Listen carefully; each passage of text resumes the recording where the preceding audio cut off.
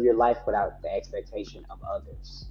Don't go after whatever it is you want in response to somebody's validation or invalidation. You know what I'm saying? Like, I'm gonna do this because they don't want me to do it, or I'm gonna do it because they do want me to do it. Like, removing them and only looking at what do you want, identifying that, and then figuring out and collecting the people who will support you along this journey, because you can't do it alone. Welcome everybody to episode 31 of the Paul and Pals podcast. I'm your host, Ponyboy Paul. And Paul and Pals is a podcast where I interview my creative pals who are creating the life that they want to live. The goal of this podcast is to inspire you, but really myself, to start creating the life that you want to live. And on this episode, I have a creative conversation with my pal, Camille McFadden. He's an actor most notably known for his role as Ernie in Disney's Casey Undercover, but his acting credits also include Tyler Perry's House of Pain, Grown Up 2, and Marvel Rising's Secret Warriors. In this episode, we discuss what it's really like growing up as a Disney child star, and trust me, Camille does not hold back. And he also talks about why he's trying to live his life via the motto of SERVE, which you'll find out what it stands for later in the episode. And lastly, we talk about the effect that the pandemic had on him and how he had to realize that he's more than an actor. And that actually helped him to pursue other aspects of his creativity, such as bringing his poetry to life via visuals and also exploring his interest in photography. Also, after and only after you finish listening to this full interview, head over to the Paul and Pals newsletter for this episode to read a breakdown of a key aspect from this episode, in addition to helpful resources to actually help you on your journey to creating the life that you want to live. But without any further ado, let's get creative. You know, when I do my research, right, I kind of go through, see the history stuff, and it's been watching you kind of like grow up within like all these like different interviews and appearances. So it's actually funny like seeing you right now, like fully grown. I know it is wild. I think a lot of people feel that same way. But hey, that's life, bro. Like, who you It is. who you knew me as is not who you know me as now. You know? Yeah. Yeah, I was gonna ask that because I feel like one of the first things that when I think about like child stars is kind of like, you know, Disney gets this weird rep of like, yo, like them kids ain't growing up right. So first of all, I want to start like, yo, blink twice if you good, bro. If you ain't got no Disney, and we good. Nah, we good, bro. Nah, but We had none of that shenanigans in my household, in my family. So yeah, I don't have to worry about none of that. That's good, man. Yeah. And I was gonna say, I usually start with like kind of how we met or whatever. And interestingly enough, so I interviewed JoJo Early about a couple weeks ago, and the moment we ended the interview, bro, he was like, "Yo, you got to talk to my boy Camille." Like he sent me like the moment. So you know, shouts out to him because I really love talking to JoJo. So Nah, I'm sure you'll bring some of the same energy. for sure. And That's my guy. yeah, man, it was funny about the interview. It was like, I think I asked him like one question and he like just took over, bro. He just started saying his story. So it was an easy interview, man. Yeah. That's real. Nah, he a real dude. And I was going to ask you, cause I know you were just in Atlanta, right? So, wrapping up a movie. How is it? Can you tell us kind of like what you're working on right now, or is it kind of low key? So the last time that I was in Atlanta was to visit family, but I'm in talks to work on a project. I got something that I'm filming down there. I do got to keep that under wraps just because we haven't finalized quite a bit of info. But I'm working on coming back to the movie screens. So Got you. it is a movie, and the story is very familiar. It's a hot topic what the film is about, but I don't want to blast it off because Hey, that's a good tease though. Now they're like, oh, what is yeah, it? it's gonna Nah. give me fuel. So it's an Atlanta-based um, Okay. film story, and what the main character is of something that is best known in the South. So we Okay. gonna leave it That's at a that. yeah, that's a really good tease, bro. Yeah. You prepped. And one thing I learned about Atlanta recently is that the film industry is really kind of growing up there. I actually had somebody randomly like reach out to me on LinkedIn because he saw my tagline or whatever, and he was telling me like, yeah, I'm an up and coming actor, and I'm like, oh wow. So can you kind of share with us a little bit about? Because I know you obviously grew up in Atlanta for the most part, like how the film industry is currently changing out there. To be honest, I transitioned to to California right before Atlanta became what Oh, it is. So even for me being from there and going back there, it's a whole new world to be honest. Because Tyler Perry owns all of Fort McPherson now, so and that's the biggest studio in the country. To be honest, everybody shoots everything there, from Fast and Furious to anything Marvel. You know what I'm saying? So he really has a monopoly on the industry down there. Um, but just to see the growth from the outside has been wild. It's like the Black Hollywood. So that's cool to see.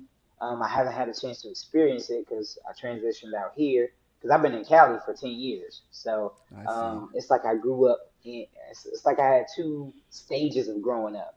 I was Mm-hmm. raised in Atlanta from a kid to 15, and then I moved out here when I was 15. And 15 to 25 has been all Cali. Yeah. So it's like I got the Southern in me, but I'm also a Cali Yeah. kid. You know what I'm saying? Yeah. So Now I it's feel it's been that. interesting, but I think what Atlanta is doing is great, and it's giving opportunities for a lot of the people that I know that are still down there grinding.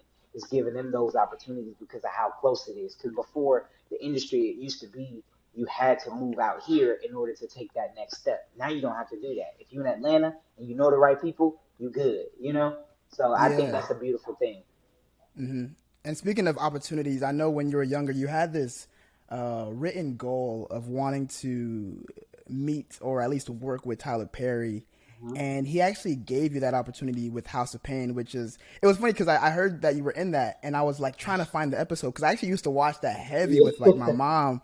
Yeah. So tell us about that. How did that even opportunity come to be? Oh man, just networking, auditioning. I was with an agency down there called J Purvis, and I think I want to say I auditioned for them. They loved me. I met Roger Bob, who was the casting director at that time. Um, he loved me. I, was my ability to follow instructions was always super sharp, and I think that's one of the things that he loved. So I ended up getting that role, and I think the week before I even got that opportunity to audition, I had wrote it down in a journal like a week before. Like these are my goals. This is what I want to do, and then a week later I got it. So it was like it was a eye opening thing for me, and I think at that time probably didn't understand the gravity of it, like manifestation and once you write it, it becomes tangible. I didn't realize those things, but now at this age, looking back, it was a powerful thing, and I think that was the first step in me just realizing the power that I have, like life and death and the power of the tongue. Me being able to speak that, and then it happening like a week later.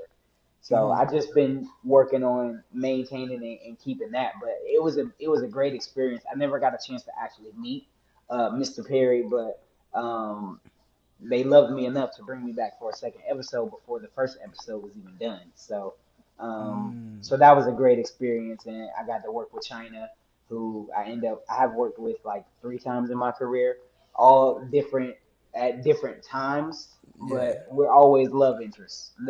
So the gotcha. last time that we worked together, we weren't, which was the first time. Because normally that's how it goes. Like me and you, Yeah, all right, we love interests. Okay, cool. You know what I'm saying? Because I ended yeah. up working with her on Grown Ups too, years later. Yeah, So and I it watched. was like, It's funny. man, Yeah, it's funny. You was part of all these things that I used to like watch growing up. So that's yeah, really dope. And that's China yeah, McClain for people that might not yes, be familiar. yeah. And I want to go back to when you talk about manifestation and goals because how old were you? Do you remember how old you were when you wrote that down in your? I had to be maybe like 10 or 11. I know I was double digits, but I wasn't too far. So I think probably between 10 and 12 is when I wrote that. I see. Because I'm Yeah, like, I didn't know about just the organization aspect of writing down my goals till recently, and yeah. I'm 20. I'm turning 26 in a couple of weeks. Okay, okay. By the way, I'm September 8th. I know you're Oh, around what September September. 10th. Yeah, Hey, yeah, let's go. yeah, yeah, Okay. yeah. Virgo season. Hey, we out here. What you got up for your big 25, bro? Man, I'm trying to work, bro. COVID, it's like, COVID has really changed the dynamic of my work environment. So, I haven't been able to work because it spikes every other week. They Mm-hmm. don't really have it under control, so um, it's been it's been a little difficult to just kind of be sitting around. Mm-hmm. Uh, I mean, I'm writing my own stuff, of course, and still staying active and staying creative. But that having that big that big network behind you to push you and make you visible and having that exposure and stuff like that, that has been Mm-hmm. difficult to adjust to. So, Mm-hmm. I mean, I would love to work on my birthday. To be honest, I haven't done that, and I would Yeah. really enjoy that. Just to kind of get me back in the mindset. Outside is still kind of it's like it's open, but it's not open. Mm-hmm. Because I was trying to go to Puerto Rico for my birthday, but then I was like, you know what I'm Yeah. saying? See the way the You world is don't know what set up. you don't know what's next. Yeah, Delta plus plus lambda x yeah, gamma. you feel me? So it's like, The latest variant. Yeah. I gotta, just making sure I make the right decisions, and then finances as well. I know Mm-hmm. COVID hit a lot of people hard, and if you wasn't already on, then you just trying to stay afloat and trying to maintain. So that's Yeah. mostly what my decision came from. Is just like I'm trying to maintain. I'm not trying to do nothing too crazy. I'm trying to Yeah. get back on course when it comes to my career, and we can have all that fun Mm-hmm. and stuff later. So that's where I'm at Nah, with I mine. agree. What about you? I What you got gonna you. I do? got you. I'm actually going back to Michigan with my girl. This is gonna be the first Okay. time, and I know you were born in Michigan, right? Yeah, Ann Arbor. Yeah, Yep. yeah, and I went to University of Michigan. I think I Okay. told you Okay. that. Oh yeah. So I'm actually going back to Michigan to with my girl. I'm in Houston right now. Going up there, Okay. she's gonna meet the family for the first time. Ooh. I'm How actually long y'all gonna been together? yeah. Officially since January 2020. Okay. So Ooh. about So yeah y'all we already a year. Like a yeah year and a yeah half. Okay. yeah we getting up there, bro. So Okay. yeah, it's serious.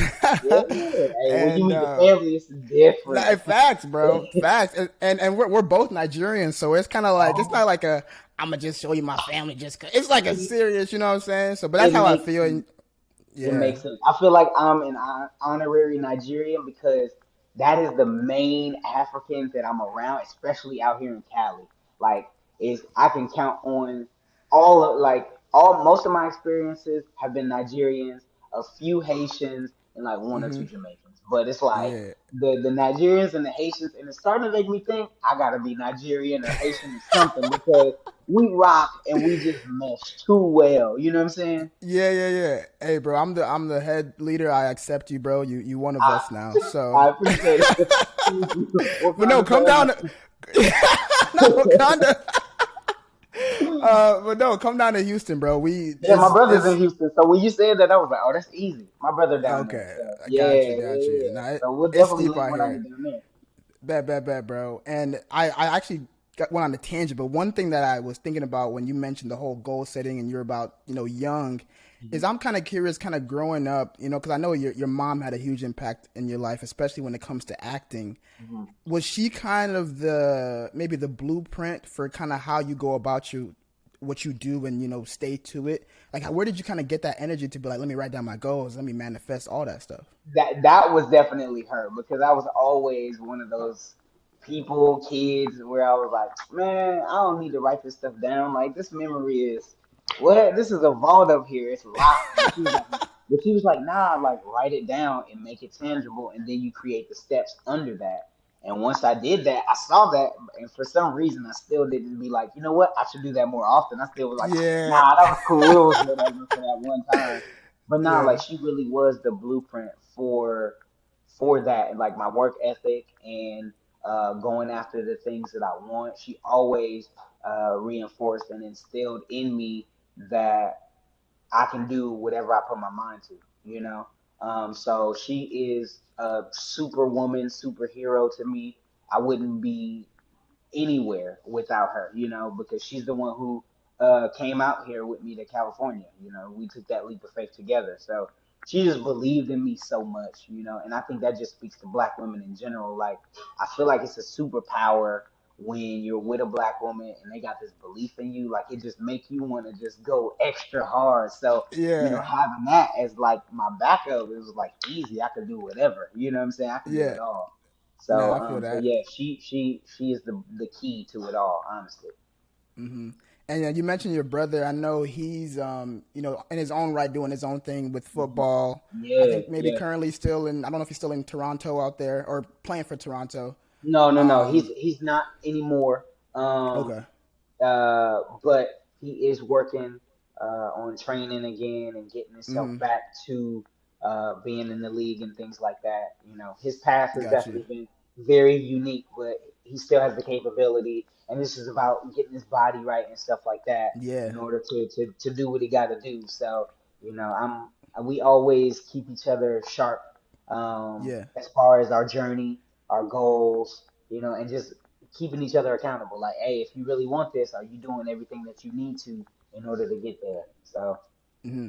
And I'm glad you say that, bro. I honestly think that we're all, no matter what part or I don't know, I don't want to say tier or class, but like I feel like we're all in that rebuilding, like figuring out like who the hell we are, bro. Because we all know what happened. We ain't got to rehash it, but I think it's very interesting just to see everybody kind of figuring out like, okay, I got to do more work on myself. And I want to ask you, what's a big thing that you kind of taken away from the pandemic and COVID so far? yo, I mean, everything that you said, just like, who am I? I've been doing this since I was 8 years old, and I'll be 25 next month. So, 17, more than half of my life, I've been a part of an industry that tells you what to do, who you are, who to be, what to wear, what your interests should be, and I didn't have that knowledge for myself.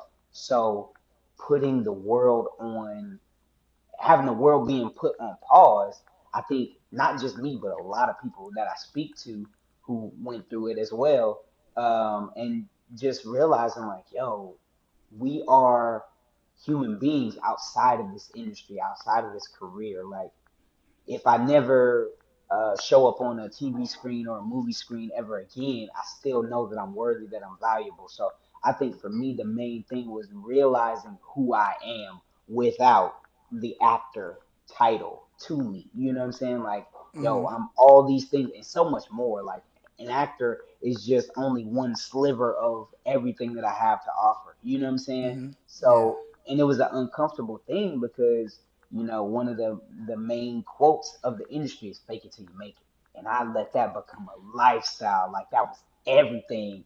And then the pandemic happened, and then it was like, oh no, this "fake it till you make it" lifestyle is not it, because Yeah. you lying to yourself, and like, if you're not being honest with yourself, then you can't be honest with anybody.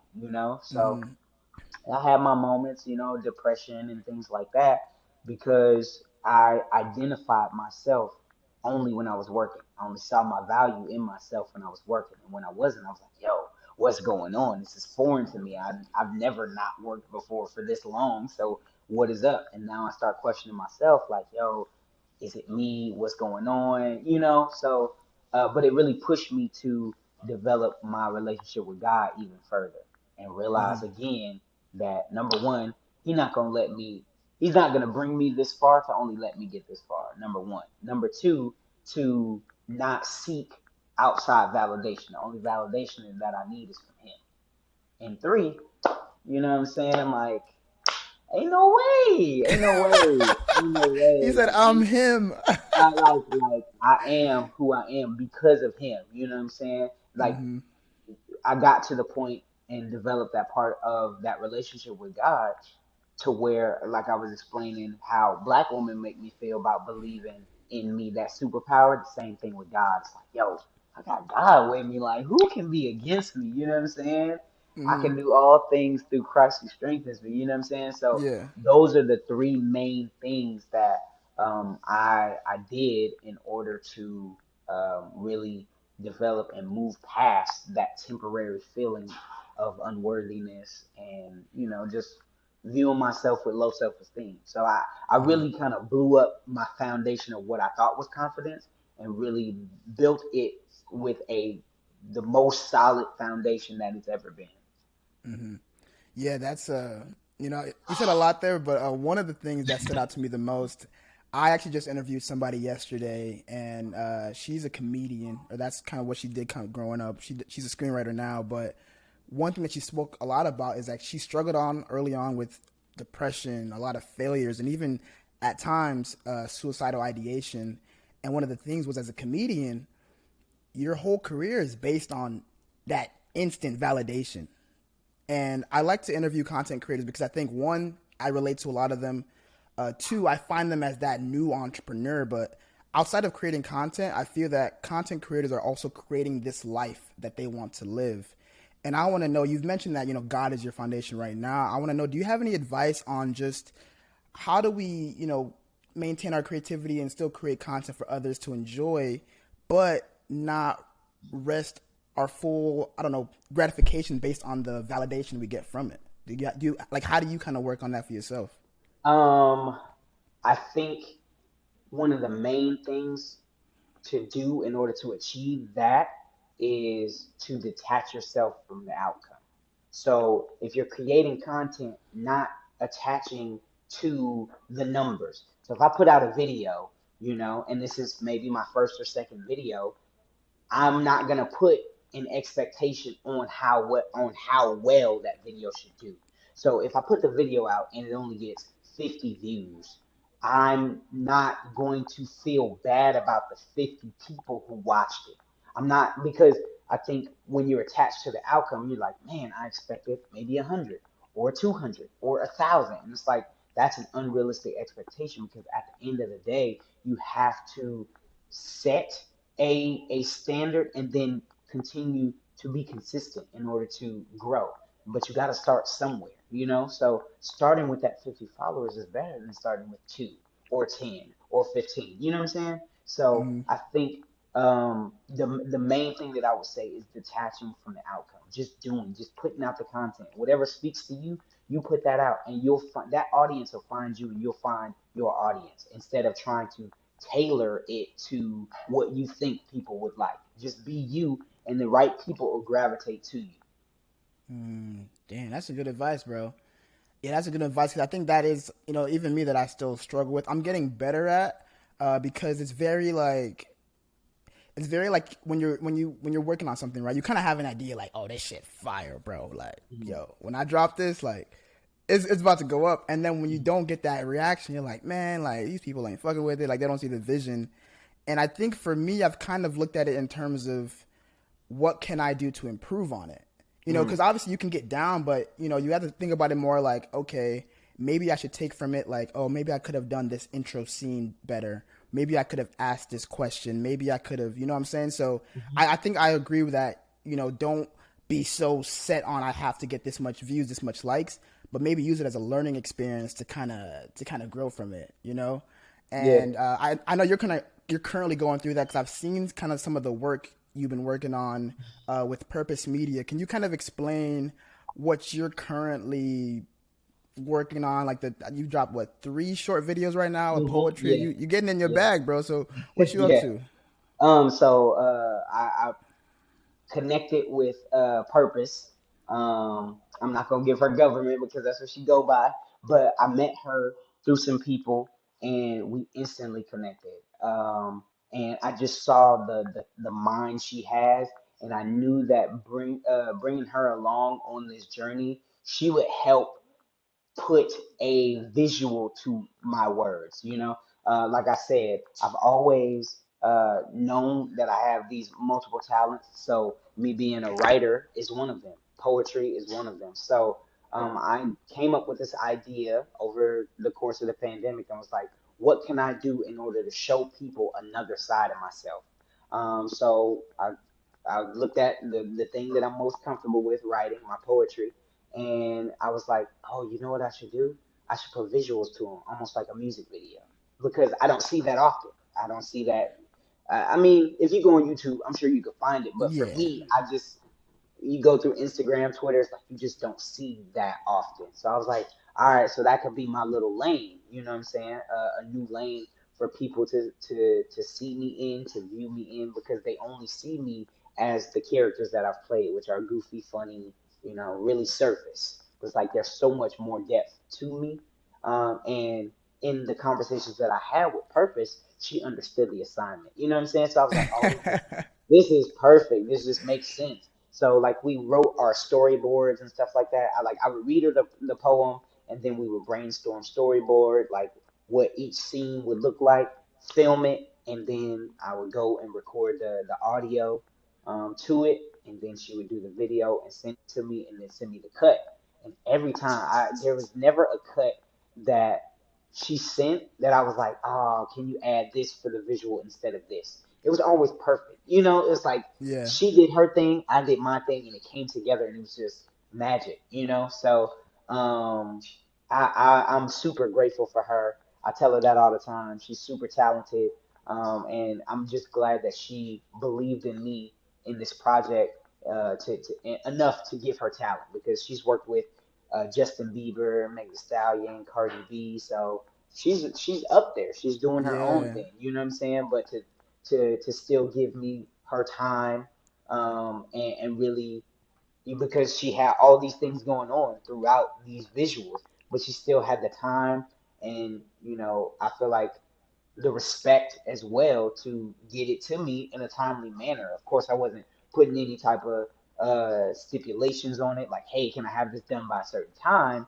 But she was just always checking in, like letting me know, like, hey, I haven't worked on the edits yet because I got this, but I'm gonna get back to it. You know what I'm saying? So it's like it just was a synchronicity to it that I haven't experienced before. So it was great for that to be my first experience with her, and her first experience with me as well, because VPing is that at that stage, and what we created is something that she hasn't experienced before. So for her to create to co-direct, and edit as well, put the music to it, all of those things are something that she hasn't experienced yet. So having that film aspect to it with like a hint of music video is uh, a space that she hasn't been in before. So for her to be comfortable enough uh, to do that with me is definitely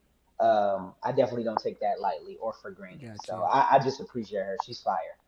Got you. Yeah, I'm a link her in the show notes as well because I think I Yeah. like some of the stuff she's working on. And you mentioned that you kind of get into your poetry bag. So one of the ones that actually stood out to me, I think it was the Life video. So maybe the most Oh yeah. recent. Yeah, Yes. you had a quote about expectation, something like, "Without expectation, one can truly live." Yeah. Right. So Yep. I would love for you to kind of I don't know, go in that a little bit more because I had like a thought when you said Uh-huh. that, but I would like to know what inspired that. So I think when I wrote that line, what stood out to me, okay, so just to give you just a little backstory, I wrote Life right after Kobe passed away, maybe like a week after. And uh, why it resonated with me so much is because I never liked Kobe, but I always respected Kobe. His like the Mamba mentality, that whole thing, it was like that makes sense, Why And didn't I you like see, him? I just I don't know. I always been a LeBron fan, so I Ah, think that has something to do with it too. But also, I just didn't understand. Like sometimes you can't be nice. Like being nice gets you nowhere. Sometimes you got to be a dog. Sometimes you got to be the person that they hate in order to get to the level that you need to get to. mm, So I think right before he passed away, I was watching like quotes and interviews from him, and I was like, "Oh man, it's starting to make sense." And then he passed away, and I'm like, "Yo, this is crazy. How quickly life can just pass you by." You know what I'm saying? Because I was watching interviews and seeing that he won his Emmy or Oscar for his football project. I mean, his yeah. basketball project. Um, and then he's gone the next day. It's like, yo, that's crazy. So the whole living life without expectations thing came from, I feel like when we grow up, um, we have that space at the beginning of our lives where it's like we're free to just do whatever we do and explore. And then we get to school, and that's where we start to be molded into things maybe that we don't necessarily want to be, but that they want us to be. So the whole and then after school, it's like, all right, so when are you getting married? When are you having kids? You know what I'm saying? What job are you gonna? What do you want to be when you grow up?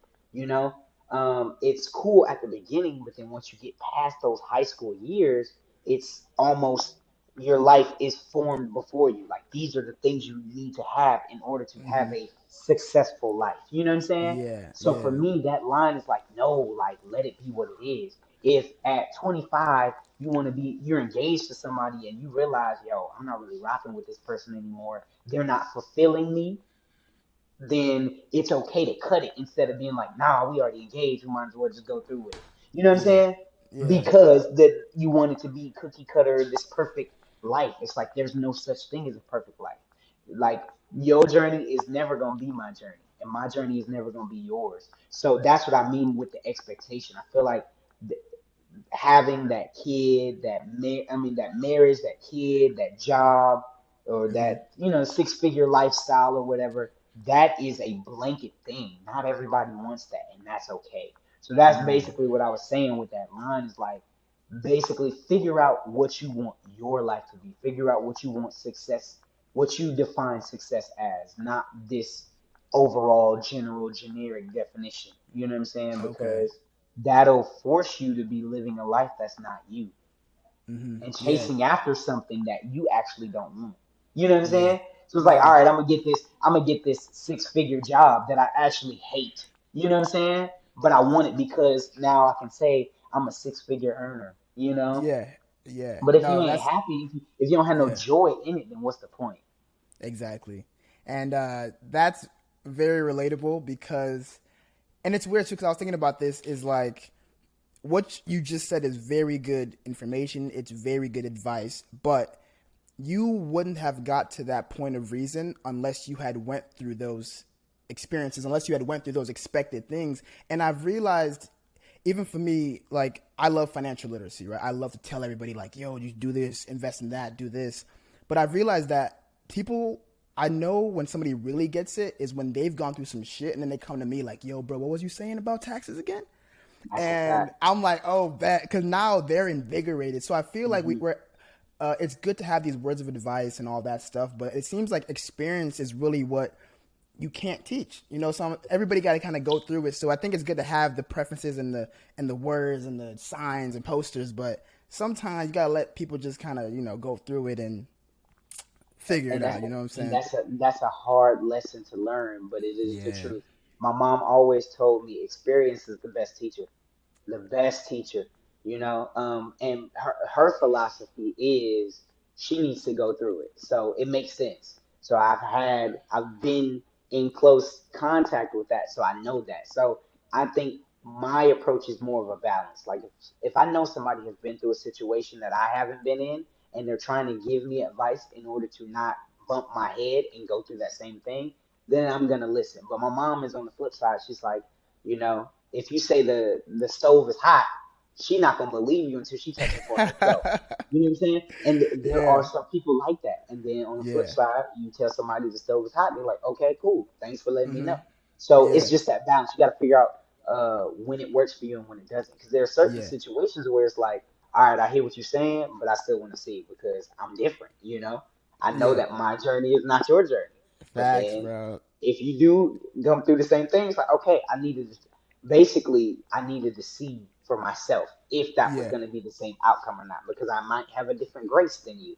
I might be able to get that 6-figure job that I actually love, whereas Yeah. you trying to tell me no because it's not fulfilling and blah blah blah. Exactly. Yeah, yeah. It's So it's it's just it's different about because like yeah, because you can't be making six figures and telling somebody that hasn't made that yet, like, bro, you don't want this, bro. you don't want that more money, more Like, what the fuck problems.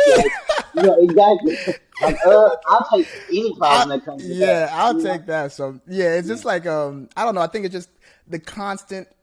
I think it's good to keep sharing the message, and then at the same time, still let the people go through their experiences. Because I Yeah. have a younger brother, Mhm. 6 years younger than me, and he's going to University of Michigan as well. And I could have told him like, yo, do this, do that, don't do this, and I do give him advice. But there's also some things that I have to kind of hold back and be like, nah, I gotta let Peter go I through gotta this let him go because through this. Yes. you know what I'm saying? Like that's he got to go through that stuff. So, Yeah. Nah, no, that's it's real. good. Facts. It's And just it's it's just about finding that balance. That's it. yeah, that balance is key. And I love that you're speaking like this because kind of trying to do my research on you throughout the years. Like I said, you grew up in front of everybody's eyes. you've kind of always had the same mentality. Like I even remember learning about Melanin Mondays back in the day. Ah, yeah. You were doing that to show Yeah, love and positivity, yeah. and then I saw you tweet about the acronym for serve. Remind me what I think it was surrender. Hold on. Let me look it up because I just tweeted it not too long ago. Okay, yeah, yeah. Let me look it up. But And this is my mentor who taught me the acronym for serve. okay, Hold on, real quick. Let me yeah, I see. saw that. It spoke to me, bro. I'm like, okay. Man, listen, me too. Once I heard that, I said, man, I gotta look at this. Okay, so surrender, energy, relax, victorious, excellence. So Mm, surrender to whatever your moment is, whatever moment you're in. Have energy, bring good energy, but be relaxed. Already know that you're victorious and that you're gonna do it in excellence. So if you have those things, there's nothing that anybody could say, no matter what position you're in. So even as a janitor, you know what I'm saying? If you mm-hmm. remember those five things, those five letters, the acronyms to those, there's no way that anybody can make you feel bad about being a janitor or anything like that because you remember those 5 points. You know what I'm saying? So it's like Yeah. again removing people's opinion of you, not letting whatever they think or feel validate or invalidate you. It's like, hey, this is my journey. This is what I'm supposed to do. And figuring out what lesson you need to learn from being in that position. Mm-hmm. Yeah, man. I think it's funny because in the age of social media, that gets harder and harder. And I wanted to ask you, growing up as a child, obviously they had you on the internet kind of early on. Like, did you have, or is there one moment that kind of sticks out where you had to go through a lot of invalidation, or maybe kind of clockwise the validation? Do you have anything that sticks out to you? Oh, for sure. Once I got on KC Undercover, that first maybe 3 months, they were trying to invalidate me. Like, oh man, look at his teeth and blah blah blah. And Yeah. for a second, it was like, dang, that's really crazy. Like, it kind of hurts my feelings a little bit. But then on the flip Mm-hmm. side, it's like you're trying to point out something that I have to see every single day, So you're trying to Yeah. make me feel a way about something that I've already come to terms with. What you see a flaw is what makes me unique. You know what I'm Mm-hmm. saying? When I smile, people know exactly who I am. You know what I'm saying? So it's like it's Yeah. my calling card, it's my trademark, and you're trying to make me feel bad about that. That makes me stand out from the crowd. But you want Yeah. to be, and this is coming from somebody who would rather fit in. So for me, I had to learn, and I always kind of had thick skin, but this is a different level because I'm going to a different level. Mm-hmm. So now, and this was right after one of the videos that I did with Z, and then she ended up reposting it, and then I just started getting tens of Yeah. thousands of followers every day. Like it would jump. I think I Yeah. went from like 13,000 or like yeah, like 13,000 to like 100,000 in a month, and then Jeez. 200,000 a month after. You know what I'm saying? Yeah. So to get all of these new people coming to me and then having these comments, it's like, yo, that's crazy. How quickly Yeah. they kind of turn on you. You know what I'm saying? But Mm-hmm. again, that's a part of it, and it was definitely a character builder for sure. Um, like I said, they're pointing out something that I've already kind of come to terms with, so it didn't hurt me as much as it would have if it was something new. You know what I'm saying? So like, if my hairline was messed up or something, I'm like, oh man, this just happened. I had a bad haircut one time, and now I won't go back. And now they're pointing it out. It's like, oh dang, that's something that's new. So even me, I would Yeah. have been in my infant stage of accepting that. But this is something I've had this since I was like 10. You know what I'm saying? Like, Yeah. I always had the gap. Like them saying crooked teeth, all of this stuff. It's not factual. My teeth aren't crooked. They just got spaces in them. You know what I'm saying? That's it. Like, And you gotta reframe it. I Yeah. go to the dentist every 6 months. Every 6 months, my teeth are healthy. So it's like, My like boy potted. no, you know what I'm saying? So it's like you're Yeah. saying this, but it's not adding up because when I go to the doctor, they're not saying that Yeah. they, at one point, yes, they were crooked. They are no longer crooked. So it's like, what's happening? It's crazy because, like, Yeah. as they were saying that, I was getting Invisalign. You know what I'm saying? So it's Yeah. like, You all right, working on you may yourself, King. you may have been right at one point, that you are no longer Yeah. correct. So, but again, it's how I look at people who go out of their day or go out of their way to say things like that. I know that their life is just as bad. Yeah. Because why would you go to somebody else's page and project negativity like that unless you are experiencing that yourself and need a Mm-hmm. way to feel better about yourself by putting somebody else down? You know what I'm saying? Yeah. So that's the type of mind frame that I have. And it's like, oh man, I can't even be mad because you probably hate your life, bruh. And I'm sorry. I'm sorry. And I'm sorry that you think that this is going to make it better. You know what I'm Mm-hmm. saying? That is the Yeah. type of response that I have to make them think about the actions that they're taking. Like, bro, that's not gonna help. That's not Yeah. good for you. You know, that's not good for anybody. You know what I'm saying? So, um, yeah, man, I definitely had those moments, and now I'm getting the flip side. I cut my hair. You know what I'm saying? Yeah, my I'm boy getting looking into, I clean. got I got the beard. You know, like I'm really getting into being the grown man that I've known that I am. And Mm-hmm. now people are finally starting to see it. So it's a little weird for me being like, oh, like having people be like, oh, you fine, you this, you that. And for me, it's weird only because it's like, in my mind, I'm like, dang, y'all niggas late because I've been knew I was this, you know what I'm saying? It's like, oh, Yeah. y'all late. Y'all late to the Yeah. game. So it doesn't hit me the way it would have because of what I've been through on this journey Mm-hmm. to get to where I am now. It's like the Yeah. compliments is cool, thank you, but it's like I've been new. You're not telling me anything that I don't know. Mm-hmm. So it Yeah. don't hit That. the same as if I was still trying to figure out who I am and everything that I am, flaws and all, and accepting all of that. Before, I would have been like, man, all right, they finally starting to know who I am. And it's like, nah, we don't need Yeah. that. We don't need Yeah. them to, like, regardless, like, if you tell me that I'm fine or not, it doesn't matter because I already know what I am. So if you say Mm-hmm. it, cool, thank you. If you don't, cool, thank you, because the show don't stop. We keep it pushing. Yeah, man. Nah, my boy was pot. I like that. You got that off your chest, bro. and, Not and what's because you I, said? What I you say? just feel like this is giving me an opportunity to speak on those things that I don't get a chance to speak on, and I don't speak on them because it gives more light to that. You know what I'm saying? Like a negative situation. So because you asked it, now I'm able to fully say because I think people get the misconception that when you're a celebrity, and I put quotations on that because the only thing that makes me that is because of the exposure that I have. You know what I'm saying? Not even a blue check makes you that, but it's the exposure that I have. But I think it's the separation of a celebrity from a regular person. Like we all Mm-hmm. humans at the end of the day. I just so happen to make a little bit more money than you. That is it. That is the only thing that separates us. But you see so much value in that that you then place me on this pedestal, and now you feel like you have the ability, the right to speak on anything and everything that I do, Mm-hmm. regardless of if I want to hear it or not. And then you expect me to be okay with that and not bite back. You know what I'm saying? It's like, nah, I'm a human. I don't want to hear what you got to say. Like, you take that Yeah. elsewhere. And people be mad when these celebrities pop back, pop off. But it's like, nah, I'm not just about to sit here and take this because at the end of the day, I'm a human being too. I have feelings as well. I may not show them. I may act like I don't care, but oh yeah, best believe when the cameras is off and I'm chilling in my bed, I'm definitely thinking about that comment that somebody made where they got me effed up. It was like, oh, you Yeah. thought that you was just about to get away with talking to me crazy?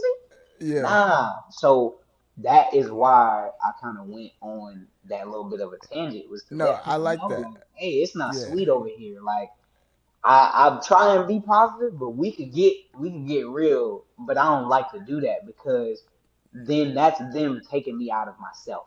I choose. Mm-hmm. Everything is a choice. I choose to be joyful. I choose to be positive. I could choose to be negative, but then that's going out of the choice that I like to make because what you put out is what you get back. So if I put out negative energy, then I'm getting negative energy. If I put Yeah. out positive energy, I'm getting that back. So that's why I always choose to respond positively because at the end of the day, Mm-hmm. how you feel that's a projection. You're not about to make me change how I feel about whatever. You know, Yeah. Mm-hmm. Nah, fame is different, bro. Because it's a the hell way of I a look at drug, it, boy. is I don't want to be in your shoes, to be honest, because I think what's so weird is like it's so common to just comment on somebody's life that you don't know, right? But when you think about me, I have a regular profile. It's really just people that know me, that follow me. People aren't going through my comments like, "Yo, Paul, like you fucking ugly as fuck, like fuck you." Like nobody's doing that because that's weird. So it's like I understand that you guys are going through that, but I also understand that you guys responding, you can't beat the internet, bro. Like you can't, no matter how nice the video is, no matter how long your comment is, no matter how respectful you are, you're not going to win. So it's like, And it's crazy because from even you saying that, the quote that popped into my head is something that I've been saying to quite a few people. Somebody is always going to have something to say, whether it's good or bad, regardless. That's just what the internet is. It yeah, gives people the false right to believe that they can comment on whoever's life, whenever, wherever. You know what I'm saying? So if you come with that mentality, you it really starts to phase you less and less the more you mm-hmm. do it. You know what I'm saying? And then you understand Instagram is a highlight reel. Social media is a highlight reel. 9 times out of 10, you're never gonna show the moments when you're down bad. Who wants to see that? You know what I'm Right? saying? Yeah, Even though I feel like that would make more people realize, like, oh snap, this man go through the same thing I go through. You know what I'm yeah, saying? Instead of just mm-hmm. being quick to make a meme and just laugh about it, and you know what I'm saying, all that other Yeah, stuff. So again, it's really a way to invalidate us as human beings as well, mm-hmm. by making us feel like circus animals. Like you want us when you want us, and when you don't, you can leave. Exactly. You know, Nah, because man, we nah. stay here. And what kind of started that? I don't want to say a rant, but what kind of when you were starting this talk, right? You mentioned being on Casey Undercover, right? And what's funny about that is your TikTok bio is "Don't ask me about what's her name," and I'm actually not even going to say her name because I think that's it's kind of fun to just not say it. But Yeah. what was funny about that, I was more curious, like, damn, how often do you even get asked about what's her name? Like, is it that Every crazy? single day. Every single day. It never Damn, fails. that's Never crazy. fails. I used to get on live so often on Instagram, bro. Where's Yeah. it? Where? I don't know, nigga. That's why I have to come out with the video. Like, bro, you're asking me like Oh I'm the fly on man. her Yeah. freaking window Yeah. still. You know what I'm saying? Like, I don't keep tabs on this woman. Like, why Yeah. would you think that I do? Yes, we're cool. Yes, that's my sis. But Yeah. do you talk to your mom every day? Every day? Do you know where she is at all times of the day? No? Okay. Then why don't you apply that logic to me? You know what I'm saying? To me. Yeah. They be asking dumb questions like, what does her air taste like? Nigga, what? It's air. So number one, it doesn't have a taste. Number two, it's Hey, everybody bro. else. Hey, don't waste your time, bro. But now what I really wanted to get at is, the show you was on with her, she produced, right? And obviously, I'm assuming you kind of learned a lot. You saw what the experience she had, and I'm curious, did that kind of inspire you to kind of like get into the producing bag? And I don't know if you've done that or if you're working on Mhm. something, but Yeah, kind yeah, of yeah, what did most you take from? definitely. Okay. Most definitely, most definitely. Just seeing the way that she moves as a producer, she had a lot of creative control in the process. So if there were any things that I didn't necessarily agree with, I'd run it by her and be like, "Do you think that he would actually do this?" And then she would take it to them, and it would either get changed or it wouldn't. But Mm, seeing how a producer works, and just also realizing that a TV producer is different from a film producer. You know what I'm saying? So learning that difference as well. But it definitely helped encourage me. I knew that was something that I would always want to do is step into all of the facets of the industry. But my mindset is to take it one at a time. You know what I'm saying? To focus on one specific area at a time instead of trying to put my hand in different stuff because I've never been a good multitasker and I've recently learned that multitasking is fake. It's not a real thing. So that helps my case because I've always been like, let me do this thing first, and then once I get done with this thing, then I'll move on to the next thing. You know, mm-hmm. so writing, directing, producing has always been something that I wanted to do from an early age. 'Cause my mom even was like, "Yo, why would you never thought about this or that?" And I'm like, "Yes, I have, mom, but I'm not there yet. I'm not there yet." So now I'm at that place. It's like, Mm-hmm. all right, cool. So even the project that you were asking about, that Atlanta project, I'm a co-producer on that. So I'm Hey. taking the necessary steps in order to plant myself and really expand, because how I see it is like an umbrella. You know what I'm saying? Like, you got the main thing, and then you got all the things that fall from under it. So for me, I feel like acting is that main thing, and from it is music, is writing, is stand up, is producing, is directing. You know what I'm saying? So it's like it's Mm-hmm. so many different things within this umbrella that just people they don't know yet, they don't know Yeah. about, and they haven't experienced yet. And it's just about picking the right time to show that talent. You know what I'm Mm-hmm. saying?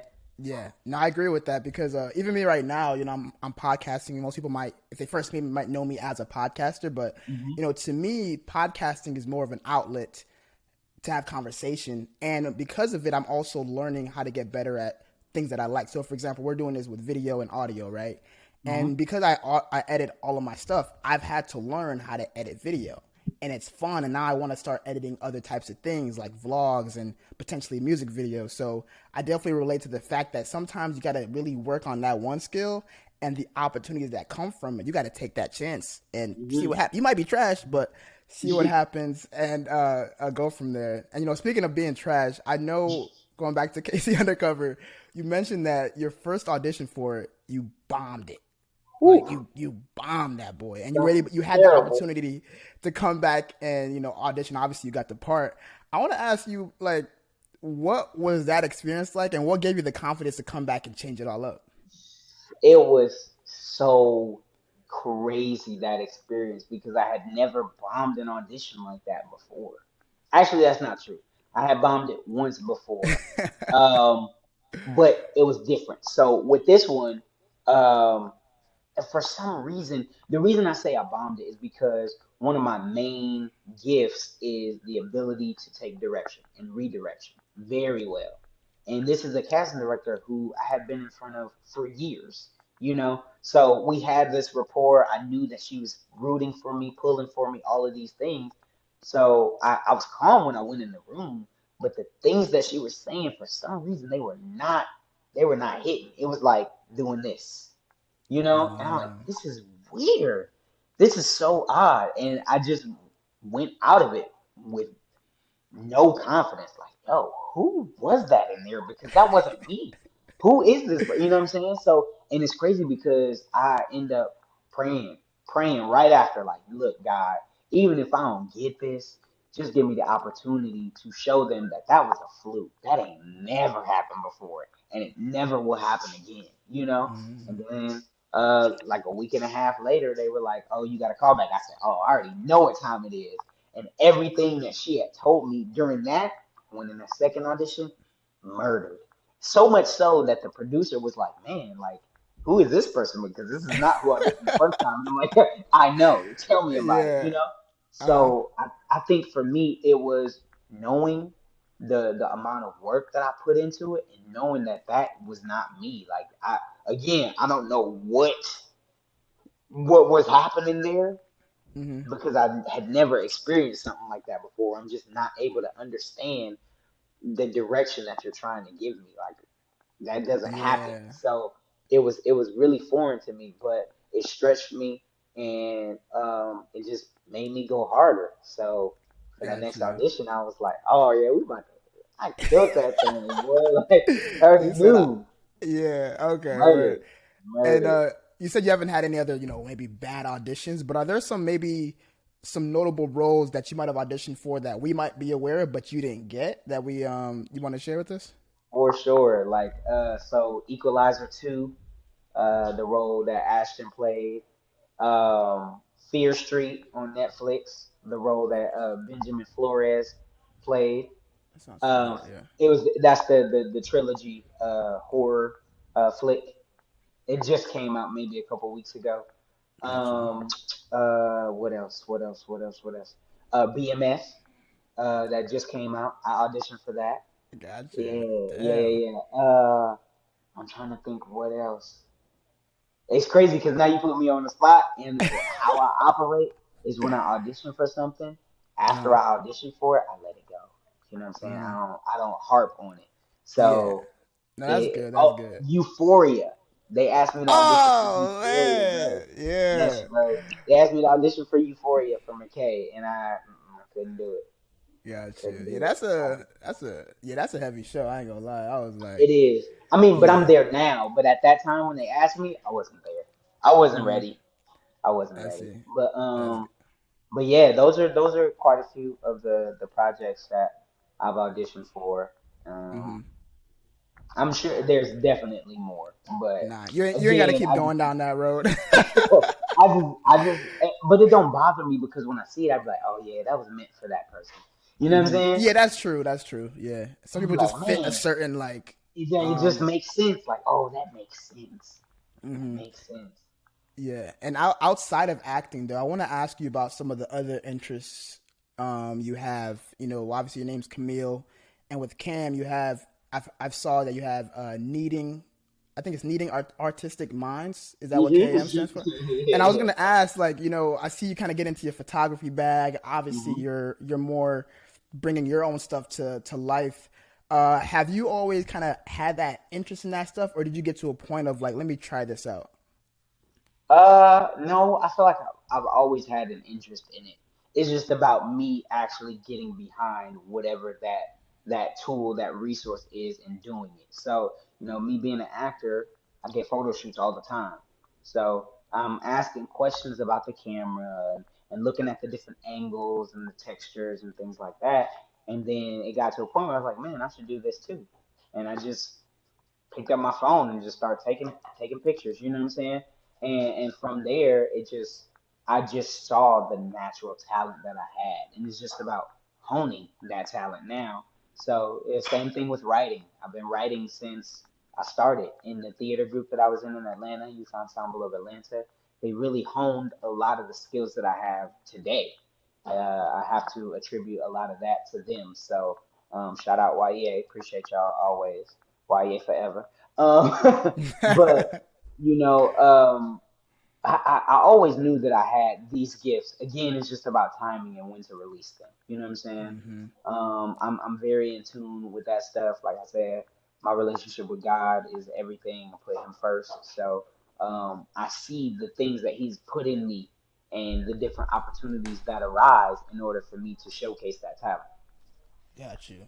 And we've kind of been talking about your acting and kind of like your creative, excursions. But I was kind of curious, like, what else do you kind of like to do for fun? Like, what are your maybe other hobbies and interests that somebody that doesn't know you that well might not know about? I love video games. Video games are definitely up there. I love bowling, roller skating is fire to me. Um, I like eating, even though that's not necessarily a hobby, but I really enjoy like just trying new foods. Mm-hmm. Um, I realize I'm a culture fanatic. Like I love learning about new cultures. So like I guess infusing that with travel.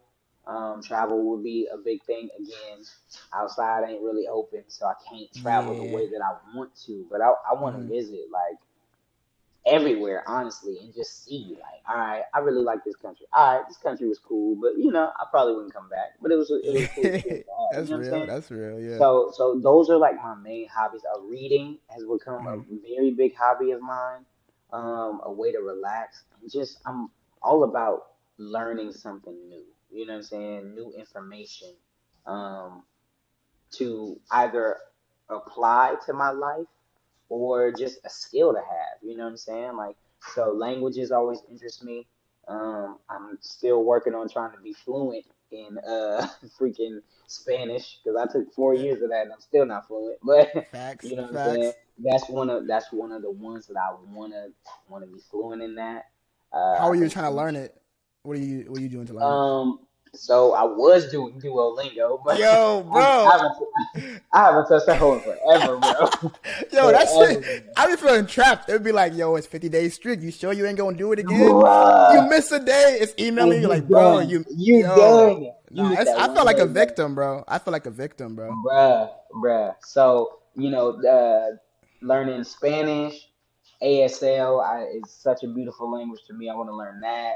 I just learned about this new language on TikTok called Teknese, which is like a language that Black African Americans, the enslaved, they used in order to communicate.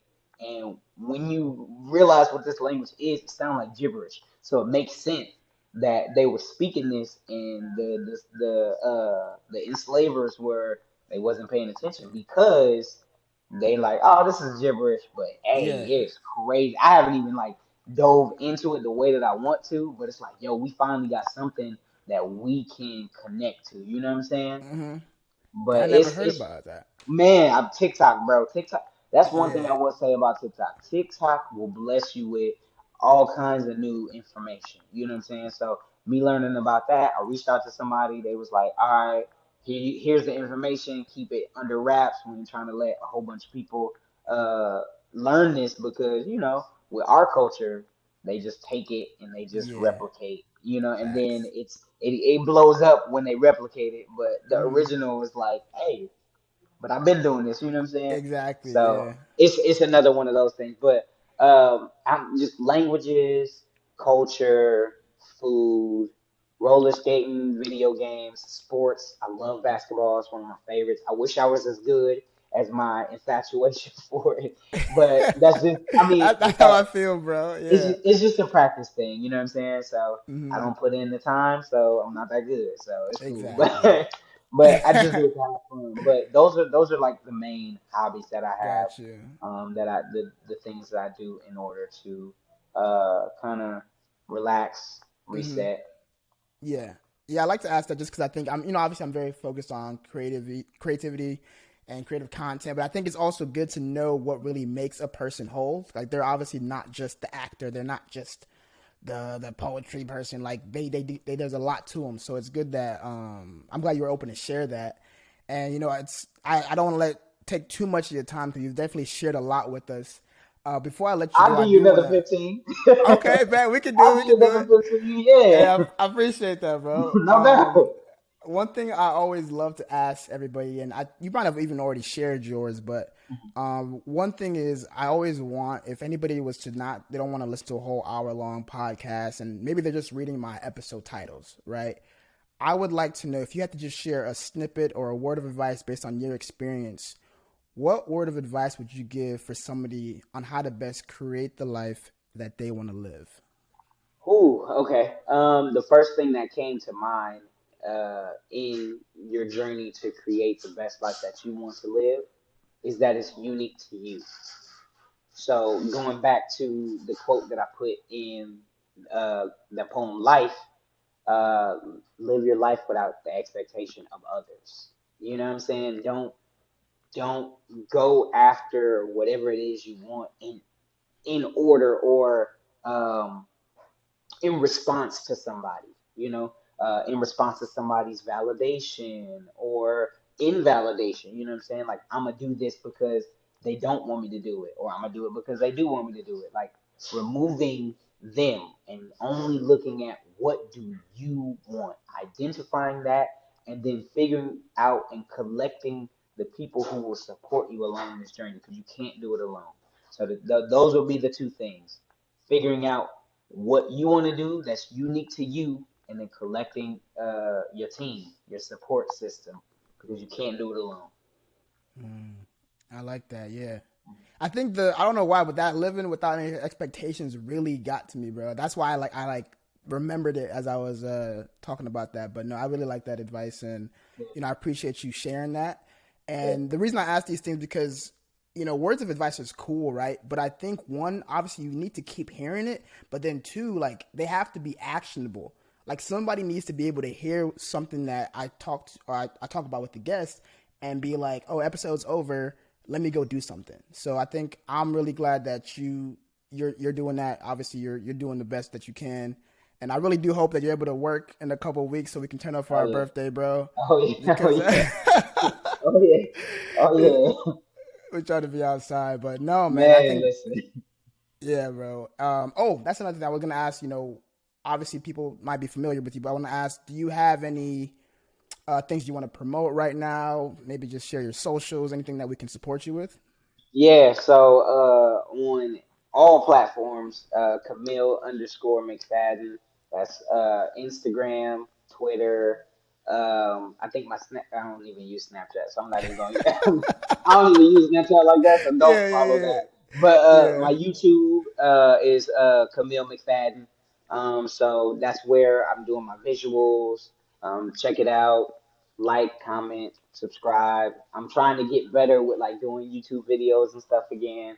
Because me and my brother got a YouTube channel as well. But again, we just moving. But the main socials is Instagram and Twitter.